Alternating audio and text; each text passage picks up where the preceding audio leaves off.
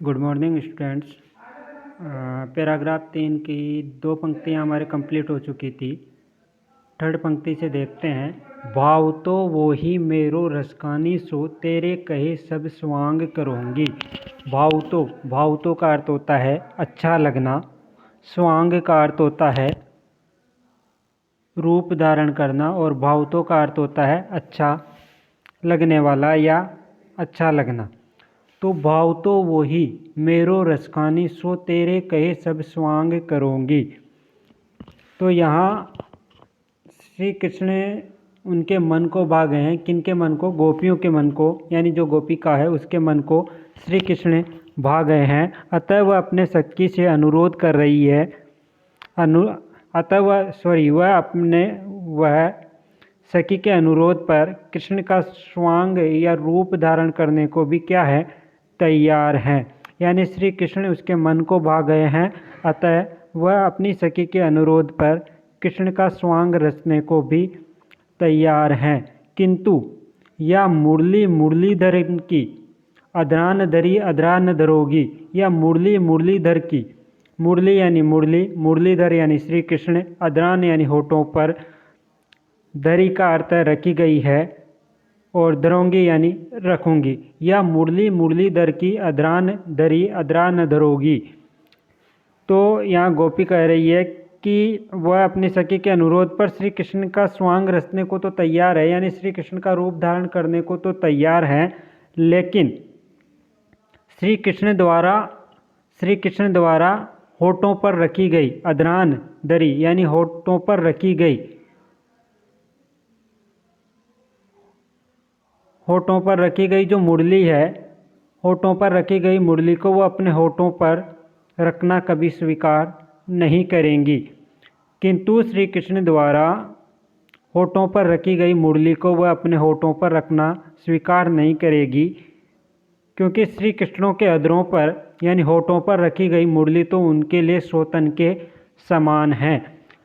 कहने का तात्पर्य ये है कि जो गोपी है उसको मुरली से ईर्ष्या है, ईर्ष्या की भावना है। ईर्ष्या की भावना का कारण है क्योंकि जो मुरली है उसको श्री कृष्ण अपने होठों पर धारण करते थे, तो होठों पर धारण करने के कारण यहाँ पर जो गोपिका है उसको उससे ईर्ष्या की भावना है मुरली से, इसलिए मुरली को वो अपने होठों पर धारण नहीं करना चाहती।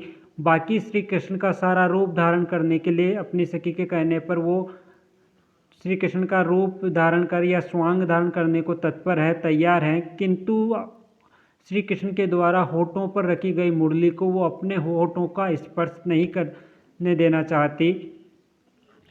तो एक बार और देखें अर्थ। या मोर पक्का सिर ऊपर राखियो गुंज की माल गरे पैरोगी। यानी कृष्ण प्रेम में विभोर होकर एक गोपी अपनी सखी से, कृष्ण के प्रेम में विभोर एक गोपी अपनी सखी के अनुरोध पर श्री कृष्ण की वेशभूषा धारण करने को क्या है? तत्पर है या तैयार है। और वह कहती है कि वह श्री कृष्ण की भांति मोर पका सिर ऊपर राखियो, यानी वह श्री कृष्ण के भांति सिर पर मोर मुकुट और गले में गुंजाओं से बनी माला धारण कर लेगी। अर्थात वह कहती है कि श्री कृष्ण की भांति वह भी अपने सिर पर मोर मुकुट और गले में गुंजाओं से बनी माला धारण कर लेंगी। सेकंड पंक्ति। ओढ़े पीतंबर ले लकुटी बन गोधन गवारिन संग फिरोगी। और वह कृष्ण के समान पीतांबर धारण करके अर्थात पीले वस्त्र धारण करके हाथ में लाठी लिए वन में गायें चराने को भी क्या है? प्रस्तुत है। किनके साथ में? गवालों के साथ में। यानी वह कृष्ण के समान पीतांबर यानी पीले वस्त्र धारण करके और हाथ में लाठी लिए गवालों के साथ में वन में गायें चराने को भी क्या है? प्रस्तुत हैं। तीसरी। भाव तो वही मेरो रसकानी सो तेरे कहे सब स्वांग करोगी। भाव तो वही मेरो रसकानी सो तेरे कहे सब स्वांग करोगी। यानी श्री कृष्ण गोपी के मन को क्या हो गए हैं? भा गए हैं। अतः वह अपनी सखी के अनुरोध पर वही मेरी रसखानी, सो तेरे कहे सब स्वांग करोगी। यानी किसके कहे अनुसार? सखी के कहे अनुसार। तो श्री कृष्ण उसके मन को भा गए हैं, इसलिए वो अपने सखी के अनुरोध पर कृष्ण का स्वांग रचने को भी क्या है? तैयार हैं। किंतु यह मुरली मुरलीधरन की, अधरान दरी अधरान दरोगी। किंतु श्री कृष्ण द्वारा होठों पर रखी गई मुरली को वह अपने होठों पर धारण करना कभी स्वीकार नहीं करेगी, क्योंकि श्री कृष्ण के अधरों पर रखी गई मुरली तो उसके लिए सोतन के समान है। यानी मुरली से क्या है, यहाँ पर गोपिका को ईर्ष्या की भावना है, क्योंकि जो मुरली है उसको हमेशा ही श्री कृष्ण अपने होठों पर धारण करके रखते थे, और यहाँ जो गोपियाँ हैं या जो गोपिका है वो कृष्ण से एकनिष्ठ प्रेम करती है और श्री कृष्ण का संपूर्ण रूप वो धारण कर लेना चाहती है।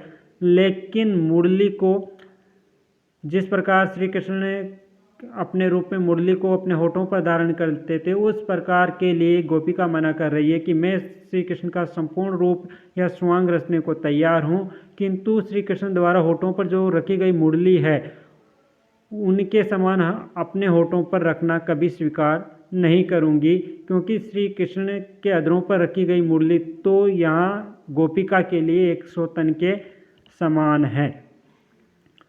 तो 3 पैराग्राफ हो चुके हैं। तीसरे पैराग्राफ के शब्दार्थ भी याद करें और भावार्थ भी।